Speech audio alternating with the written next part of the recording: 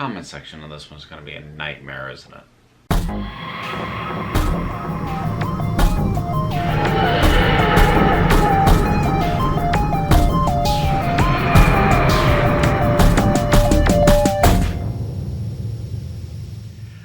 Doctor Who, new episodes continue when we reach episode 3 of series 12, Orphan 55. I was both excited and nervous about this one because it was written by Ed Heim. Now, Ed Heim also wrote It Takes You Away, which was my favorite episode of series 11.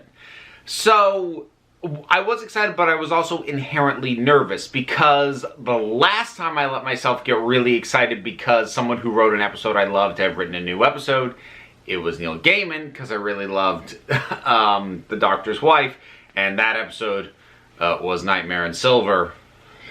So I was trying very hard not to get overexcited. And the end result is decent. For the most part, yes, we'll get to the thing that everybody is losing their friggin' minds over. We'll get there. Hold off on it. Stick a pin in it.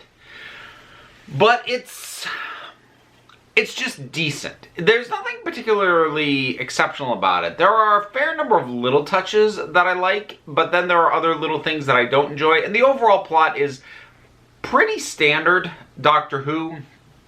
It's a slightly more harrowing version of the base under siege thing. You know, they're in a confined space, things are trying to break in. They shake it up slightly by actually having them leave the confined space and try and travel and rescue somebody for a bit. So, like, that's a slight breakup, but that's not a serious shakeup. The overall thing of we're in here, bad things out there, they're trying to get in, just shifts to a smaller area for the duration in which they're in the van.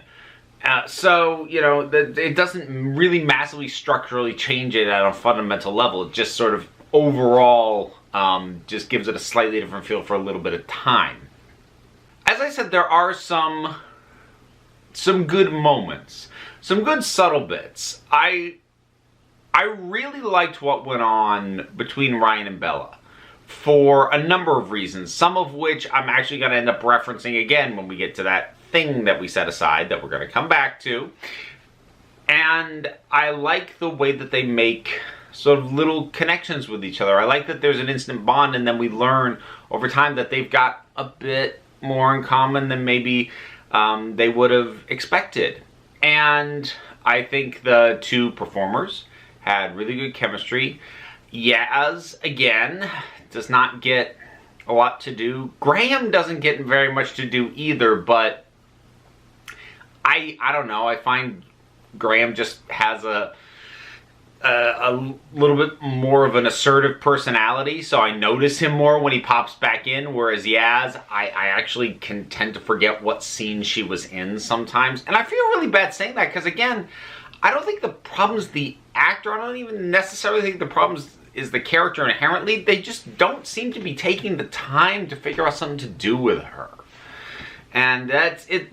That was an issue last series, and it's really starting to become glaring at this point.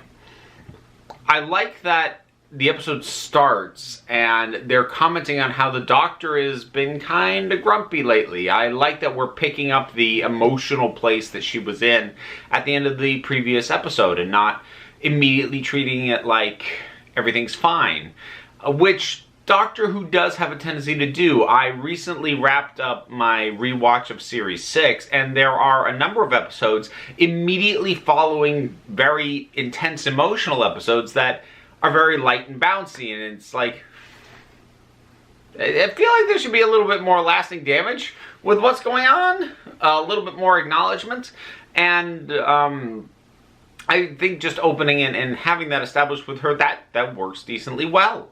The rest of the supporting cast, they're fine. The guy with the green hair and his kid, they were okay.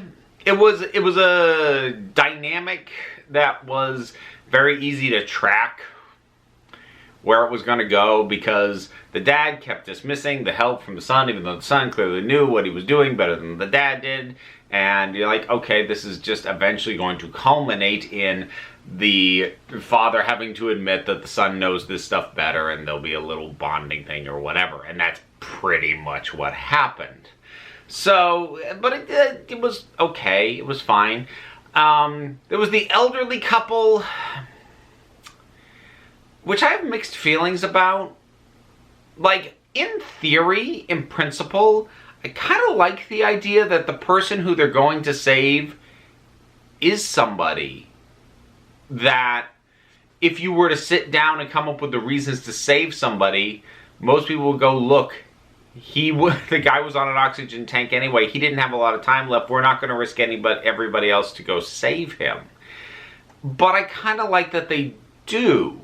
For the same reason that, while I take issue with some of the things that happen in the 10th Doctor's regeneration story, I do like that ultimately he sacrifices himself to save Wilf. Even though Wilf himself says, I'm an old man, please don't. Because it's still worth saving. It's still a life. So I do kind of like that, at least in principle. In practice, I cannot remember the woman's name now, but the older woman, she just, I think the problem is the script only gave her basically fear and borderline hysteria about getting Bernie back and almost nothing else to play at all, so it makes it rather one note. I will say though, I did really, there was something very unsettling about, from the outside of the van, Bernie's voice going, I need to ask you 2 questions. The first is, will you marry me? And the second is, can somebody please shoot me? It's, yeah, that was kind of a, oh, ow. So, like, I like it on paper better than I like it in reality. I think just because, largely of how one-dimensional the woman was written to be, frustratingly. When it comes to Bella and Kane, there were a lot of interesting nuances. They were largely in the performance. Both those actresses brought little touches to the way that they played their scenes, either with each other or talking about each other. Especially Bella. Like, there was a lot that actress brought to the table at the point at which she was told that Kane didn't make it. There was a lot of subtlety in what she did, and she conveys a lot while saying very little. I was quite impressed with that. I suppose we should talk about the monsters. We should talk about the dregs. I'm slightly frustrated with them because it's a cool design. And in the first half of the episode, when they're trying to bust in, or some of them have even gotten in to the dome, they look really good, but it's because they're shot really good. They're shot in shadow, and they're shot, in close-up on specific aspects and elements, and it works really good. But then we start getting long, lingering shots of a bunch of them in bright daylight. And the costume for that, while a good design, don't get me wrong, but the limitations of it become very clear under the harsh light of day. When they put them in wide shot, in really bright light, where you can see everything, you suddenly realize how not great the thing actually moves, and that it can't lift its arms any higher than this, and that it just kind of rotates the upper body in a very awkward fashion. Like, they knew enough to shoot the front end in the way to make the suit work, and then I guess they thought, well, we've sold it, now we don't have to worry about that anymore, and they just stopped bothering to try and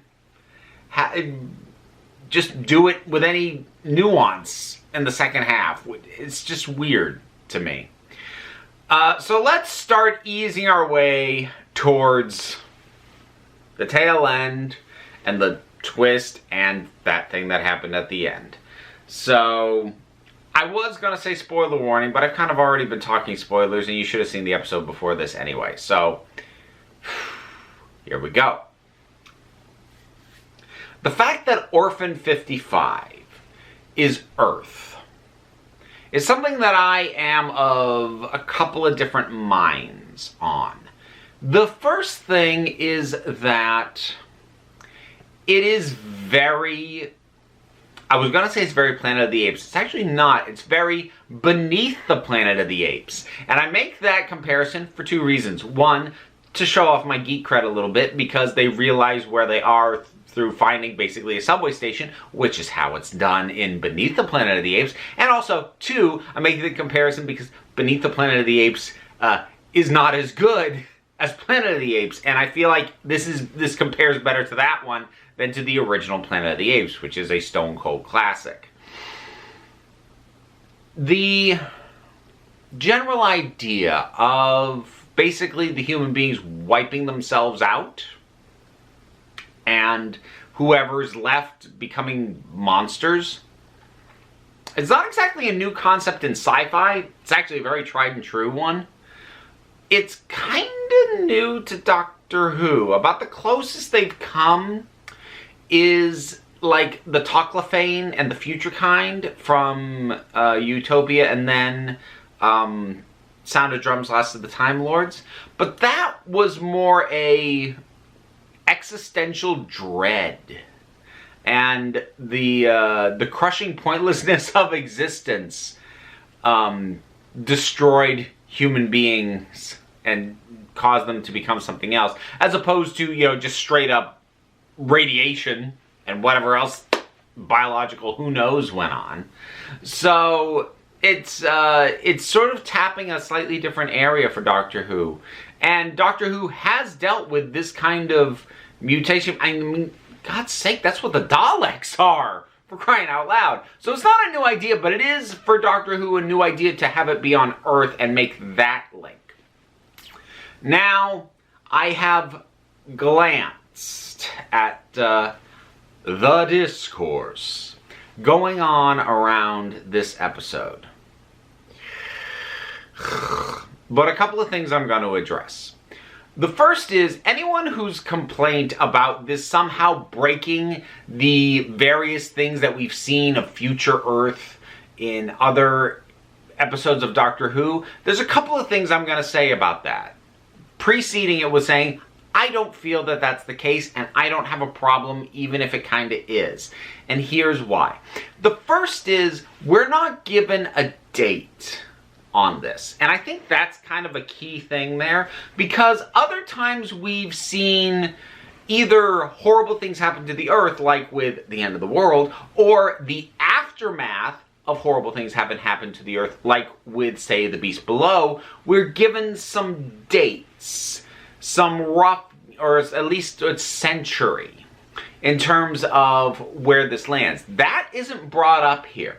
So the first thing to keep in mind is that this could still well fit into the same continuity where the Beast Below happens, where the end of the world happens, where all the other stuff that takes place on future Earth still happens, because that's a long timeline.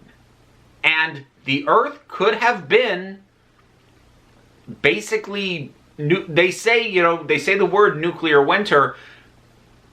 Yeah, but the Earth can still at some point eventually recover from that. And especially if we're at a point where human beings have left the planet.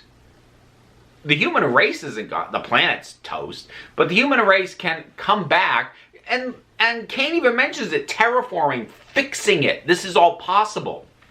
So I reject the argument that this in any way negates any of the other future things happening on Earth that we've seen. And the other thing is, we do have a tossed off line from the Doctor about possible future alternate timelines, which she doesn't go into a ton of detail, which is good. I think it just was a good idea to introduce that idea, or reintroduce that idea back into this, because it's worth bringing up. The Doctor does talk about events can be changed, timelines can be rewritten, and we don't see that in relation to the future very often. That's usually when the Doctor messes slightly with something that's from the past, and it's a line tossed off so that we don't have to deal with the butterfly effect and ripple effects of what was done in whatever that earlier story was. But if you extrapolate out, that does mean, or potentially could mean, that some of the future events are not fixed as well. So I think either option works, whichever one you're comfortable going with. And so that concern, I just be gone with it. But let's talk about the thing that's, you know, the thing. I'm not going to make the complaint I think some people expect me to, given sort of some of the complaints I had about some of the dialogue around the attitudes of men and how women were treated in the last two episodes. In my last review, I brought some of that up in a negative manner, and I said it kind of felt like they were just poking the bear.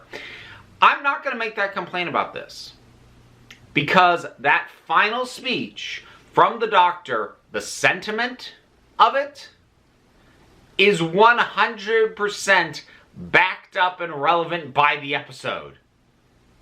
It fits. That's the message of the episode. So it's not poking the bear any more than the entire frigging thing was. And that's their core premise on this episode. So no, I'm not going to make that complaint. And also, more to the point, I don't take issue with the message. It's a classic sci-fi future set message. We need to take care of the planet, and we don't really do it very well right now. So, cautionary tale time. You know, it's Planet of the Apes, it's Soylent Green, this is very classic sci-fi stuff. So, I don't have a problem with that, and also, frankly, I agree with it.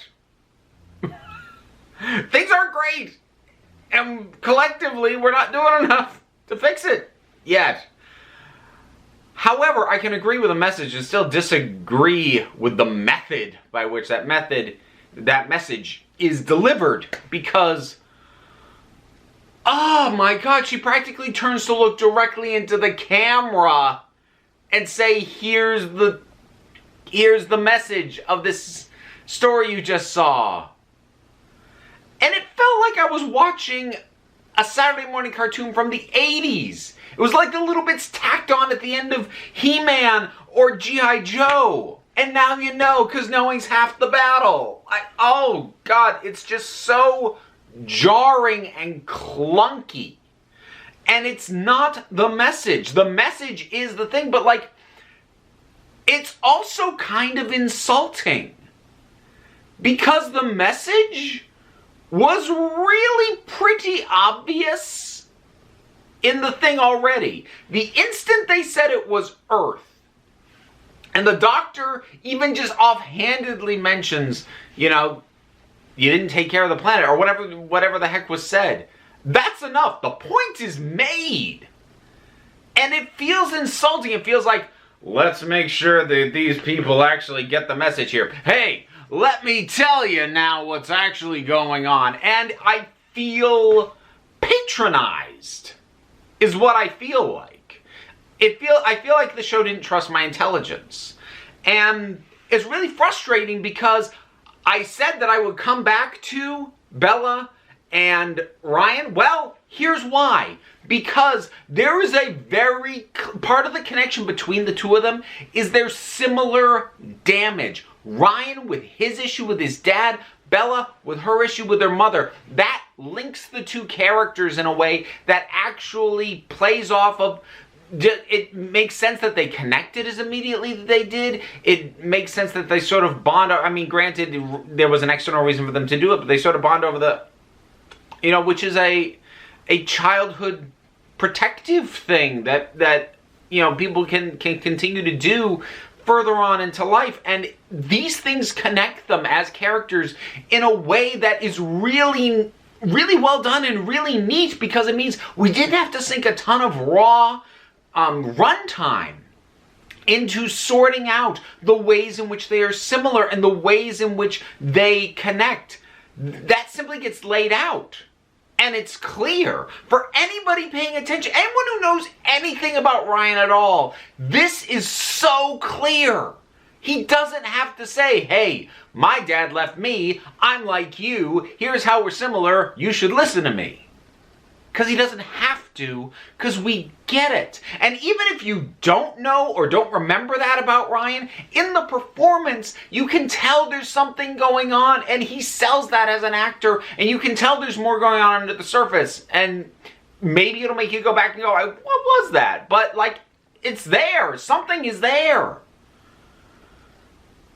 So this thing at the end is the antithesis of that. It doesn't just lay it out and trust us to see it. And if it was a more subtle episode, maybe I'd be more forgiving of it, but this episode wasn't subtle. And not even in a way that I think was bad up until that last speech. But that last speech was a brick to the face. And, like, the only sort of asterisk and proviso I'll put on this is, I think there is something to be said with making your message so clear that it can't be ignored. I do think there's a validity in that. And I say that especially as somebody who gets incredibly frustrated. I mean, this is a slightly different issue, but just to make my point, gets incredibly frustrated with creators, be they writers, be they directors, be they whatever, who will say that there are LGBTQ plus characters in whatever they've made, but that's not clear from the work themselves. They'll be like, oh, well, no, but that character is. But it's not clear. And because it's not clear, people can ignore it. And so, you know, to use the obvious example, I remember when I did one of my videos talking about Harry Potter and Dumbledore supposedly being gay, there was a comment from someone who said, I have a friend who I had a conversation with him who actually told me, I know she says Dumbledore's gay, but because it's in the books, I'm not going to believe that because I don't want to. So there is a validity. And I don't like that I just had to use Harry Potter as an example given other stuff that's gone on lately. But look, it was the easiest one for me to grab, so just roll with me. But there is a validity to being so clear that you can't be ignored. But even allowing for that, it's just clunky. It doesn't feel like words she's saying to the companions. It feels like words she's saying to the audience. And the Doctor can give a lecture to the audience by proxy. That's what the whole thing in the Zygon inversion is, and that was brilliant. But that still felt like something the Doctor would have said to the people in that room. This doesn't feel like a piece of dialogue that anybody would just say. I think I wish that it had been a dialogue between the companions. Maybe that would have worked better. But, like, to just have the Doctor, like I said, practically turn to camera and go, the moral of today's story, boys and girls, is just a horrible way to try and do that. So I'm just frustrated. And I'm actually more frustrated because I agree with the message. And like I said, there are even reasons why you can argue you should be super blunt with it. But even allowing for that, this doesn't work. And that frustrates me in a way that feels very familiar, because that was a big part of the general manner in which Series 11 frustrated me. Because Series 11 did a bunch of stuff that I wanted the show to do. Ditch the series arcs for at least a season, and no new, no returning monsters for a season. And, like, it did a bunch of stuff that I wanted the show to do, yet I still didn't like that series very much. Which was frustrating, because I'm going, I don't like this, but it's got core ideas that I really enjoy, and yet I'm still not loving a lot of this. And that's how I ended up feeling in this episode. That was a reminder of that feeling that the episode up until that point was solid. It wasn't great. It wasn't terrible. It was solid. Had its ups and downs. I was having, overall, a good time. Maybe a slightly unmemorable time, but a good time. And then it gets to the end, and it's like, I agree with what you're saying, but I am really annoyed with you the way that you're saying it.